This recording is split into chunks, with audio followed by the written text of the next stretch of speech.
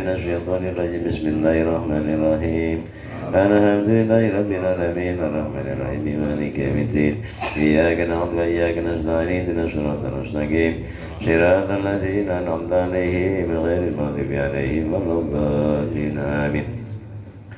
Kemarin sampai bab usul adab ya. Bismillahirrahmanirrahim. Idza ra'aita 'abdan aqamahu Allah taala biwujudil aurat. Sewaktu kita melihat ada orang yang oleh Allah diberi rutinitas dengan melakukan wirid. Kerjaane ming wirid, kerjaane puasa, kerjaane sholat sunnah. Bi an adharuha minhu wa adamahu 'alaiha, dan wirid tersebut dilakukan terus menerus.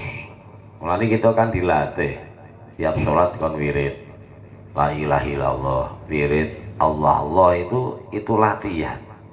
Mulane kok dibuat tiap waktu niku ben ajek. Mau digawe latihan ajek kowe kadang wis ora ajek. Dibuat waktu-waktu saja kita ini belum bisa rutin. Ini ada orang yang oleh Allah itu diberi rutinitas. Ja'alahu mudawiman 'alaiha ma'atulil imdad. Wih, pirang-pirang tahun. Sampai bertahun-tahun melakukan wirid, wirid thariqah, wirid apapun sing tujuane untuk usul. Tetapi dengan waktu yang lama itu belum juga oleh Allah belum ditolong. Artinya belum ditolong itu bila ya masih hijabnya tebal, usulnya lama. Itu kalau secara batiniah. Yang lahiriah bila yo ikul miyo kayak gitu. Pak umamanya kegiatan kayak gitu, wiridan terus menerus, tetapi kok ya belum diberi Allah itu kemakrifatan, misalnya belum diberi kemakrifatan oleh Allah. Ail ma'unah wa taisir wa syarfil syawagir. Terus di saat wirid itu ya belum bisa menghilangkan sesuatu yang menyibukkan pikiran dan hatinya. Misalkan la ilaha illallah itu masih yang kepikir macam-macam. Padahal tujuan kita itu pasti rata-rata di saat zikir, di saat wirid itu kan pinginnya fokus. Ini kok ya tidak fokus. Saya sampai sekarang tidak fokus ya. Ya rata-rata sudah modal fokus, mau belum? Nah itu namanya kita belum diberi imdad. Kita ini belum diberi pertolongan oleh Allah untuk yang di atasnya, yaitu ya sebut saja makrifat, atau sebut saja usul, atau sebut saja dibukanya hati oleh Allah Subhanahu wa taala. Allati tasghiluhu anil qiyami biha wal muradu bi dzalika tawali alimatul zaman. Nah, di saat kita melihat orang yang kayak gitu atau kita sendiri, kita jangan menganggap remeh ya. Kita tidak boleh meremehkan siapa saja yang punya wirid secara rutin. Ada yang wirid Al-Quran umpamanya pagi, siang, sore, malam umpamanya ini. Tetapi imdad Allah kok belum diberikan. Ini ada garis bawah. Fala tastahkironna ma manahu. Jangan kamu meremehkan orang tersebut. Sebab dengan rutinitas itu sebenarnya Allah sudah memberikan sesuatu yang agung kepada orang tersebut tanpa disadari kan. Misalkan kita ini kan tidak semua orang oleh Allah itu diberi kayak gitu loh. Kalau uang kok diberi rutinitas kayak gitu, itu jangan wah kok tidak usul-usul, jangan. Kita kan kadang-kadang tak usul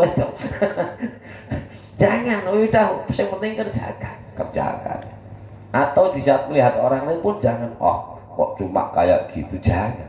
Fala tastahkironna ma mana'a minhu. Itu adalah anugerah dari Allah.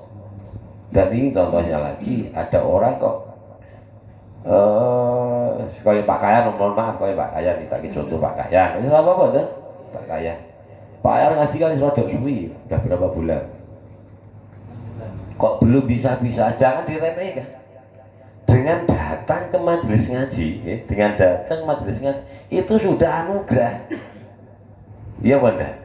Ya, tidak semua orang itu kadang-kadang yang punya kecerdasan, terus ada kekeluasaan waktu, ekonominya cukup, itu kadang ya tidak dituntun oleh Allah untuk tahu orang memang. Jadi kita ini alhamdulillahirabbil alamin oleh Allah itu diberi rutinitas yang lepas sholat zikir la ilaha illallah 165, zikir Allah 1000. Iku wajib gitu syukuri. Kenapa?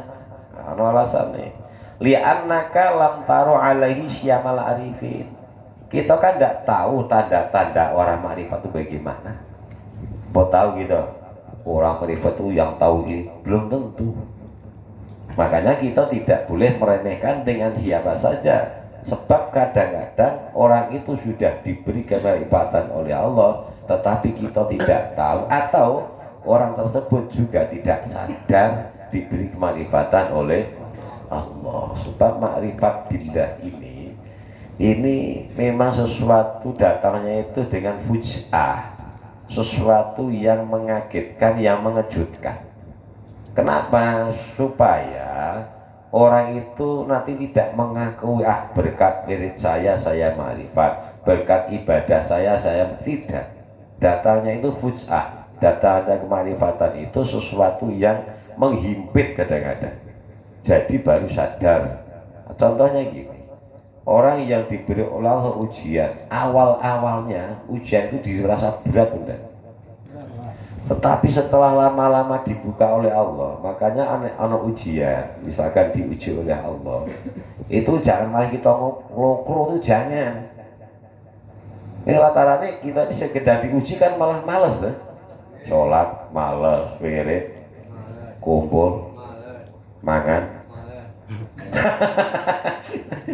Rata-rata males. Padahal di saat diuji itu harusnya kita mempeng. Biasanya kan para kiai sing was kita itu nek ana wong sedang bermasalah, itu kan terus kamu punya utang berapa mamanya? 200 jutanya tak kasihkan, tidak. Biasanya malah dikasih wiridan. Dikasih wiridan itu supaya nanti apa? Supaya orang itu menyadari bahwa dulunya yang nampaknya itu tidak salah, ternyata itu adalah suatu kesalahan.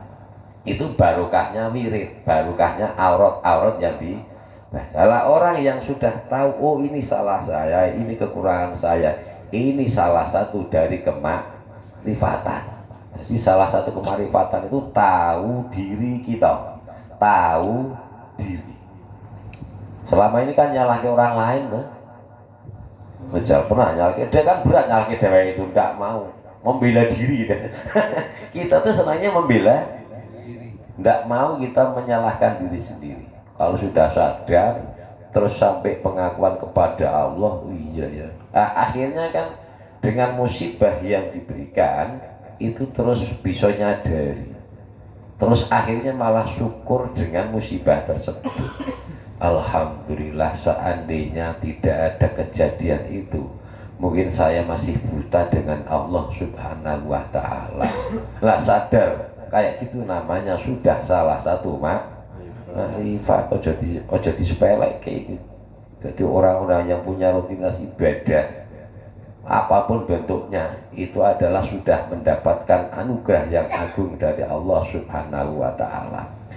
Wala bahjatal muhibbina, dan kamu juga tidak tahu bagusnya atau eloknya orang-orang yang cinta kepada Allah Subhanahu wa ta'ala. Makanya kita tidak boleh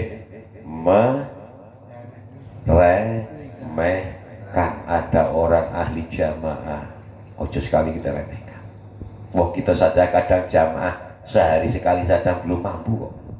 Ada orang rutin ke masjid mamanya, itu semuanya pertolongan ternyata, Masya Allah. Kita selama ini kan tidak ya, mengangkat yang lain gitu ini. Ternyata orang yang dituntun ke tempat-tempat taat dengan dilakukan rutin, itu adalah sebuah hadiah dari Allah Subhanahu wa Ta'ala. Masya Allah. Nah, kan kita tahu kita kayak gitu. Waliya ma ya'lumin fi syawahidil mahabbah wa asariyah fa inna mahad Allah Ta'ala idza tamakanat minal qalbi. Dah ini tak lewati saja. Kita masuk ke makana wirdun laula waridun makana wirdun lakana waridun gitu aja. Mesti di mana ini? Makana tidak ada wirdun wirid wahwa mayako bikasbil abdi min awal ibadat. Jadi yang termasuk wirid ini tidak harus nggo tasbih. Wirid adalah sesuatu yang terjadi yang dikerjakan oleh seorang hamba min anwal ibadat, dari macam-macamnya ibadah. Ini namanya wirid, rutinitas. Itu namanya wirid. Engkau wirid, nanti ada wirid, ada warid. Dari wirid itu nanti timbulnya adalah warid. Warid itu nur. Falau lawaridun, masya Allah salah. Falau lawaridun ilahiyun maka nawirdun. Seandainya tidak ada warid, warid itu cahaya dari Allah, maka nawirdun tentunya tidak ada wirid. Jadi orang bisa melakukan ibadah itu dikarenakan ada warid dulu. Setelah warid datang dari Allah, masuk ke dalam dada, ke dalam hati, rasa, baru orang itu malah melakukan wirid. Makanya tidak boleh diremehkan, butuh banget. Lah, wirid ini adalah kasbunya seorang hamba, ikhtiar atau pekerjaannya seorang hamba, tetapi dituntun dengan warid ilahiyun tersebut. Jadi kalau sudah ada nur masuk ke dalam hatinya, maka dari nur tersebut seseorang itu ringan melakukan taat. Contohnya sholat wajib, sholat sunnah, puasa wajib, puasa sunnah, min anwal ibadat, kasolatin wasyamin wadikrin, termasuk zikir. Nih kita ini kan sholat sunnah kan belum bisa lah, terusnya belum bisa. Puasa jarang-jarang, masih jelas puasa Ramadan itu. Ini zikir kan masih. Nah, kita ini oleh Allah ditempatkan pada posisi zikir. Mau sholat sunnah itu ba'diyah itu nih saya ya belum bisa rutin. Dan Mbah Mundir Nganjuk itu punya wiridannya sholat sunnah. Mbah Mundir Nganjuk itu. Makanya beliau itu wali, konon itu ketekannya wali bagian sholat. Kerjaan yang sholat toh, tidak ada yang lain. Sampai di fotonya karena apa ini? Memang hitam itu karena sering sholat. Memang cuma sholat toh, Mbah Mundir Nganjuk itu. Cuma sholat toh di wiridannya. Sholat sunnah. Wadikrin ila ghairi dzalika. Ada yang baca Al-Quran, ada yang sholat sunnah, ada yang puasa sunnah, ada yang zikir, ada yang batas tasbih, ada yang sholawat. Ini namanya adalah wirid. Ai fayakun istoikaru kalahu qillatu adabil ma'ah. Nek kita meremehkan seseorang yang punya rutinitas yang tersebut tadi, ibadah rutin tersebut, kok kita meremehkan, ini kita namanya sudah tidak ada adab terhadap orang tersebut. Ya. Jadi mohon maaf, orang-orang jamaah tabligh ini di sini masuk. Oleh ini jujur saja. Jamaahnya rutin main-main. Itu oleh Allah disuruh. Kita jangan, wah tapi ada maksud, tidak usah ada maksud lain. Kita sudah masuk hakikat ya tidak sampai situ gitu ngonteknya. Tidak sempat ngontek sampai masalah itu sudah terorganisir, tidak. Itu kalau sudah masuk ke ilmu kayak gini, kita harus selalu husnudzon.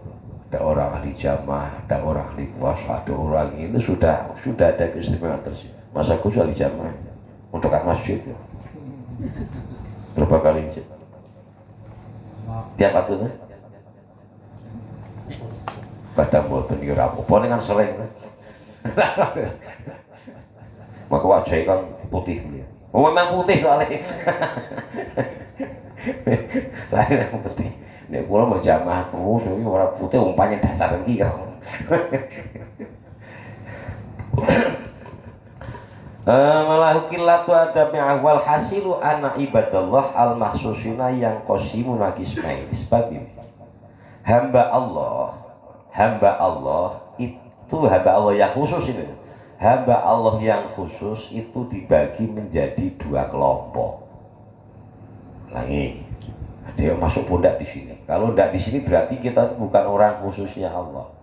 Hamba Allah yang khusus dikhususkan itu dibagi menjadi dua kelompok. Ada namanya muqarrabin, ada namanya abrar.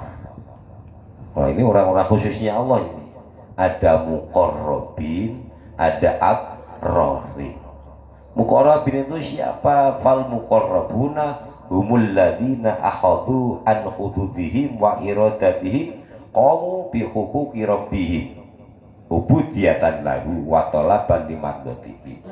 Muqarrabun adalah orang-orang yang ibadah itu dalam rangka ubudiyah, meninggalkan bagian nafsunya. Wis pokoknya saya hamba Allah, tidak pernah memikirkan nanti saya ibadah ini surga saya di atas, tidak memikirkan. Itu namanya muqarrabun.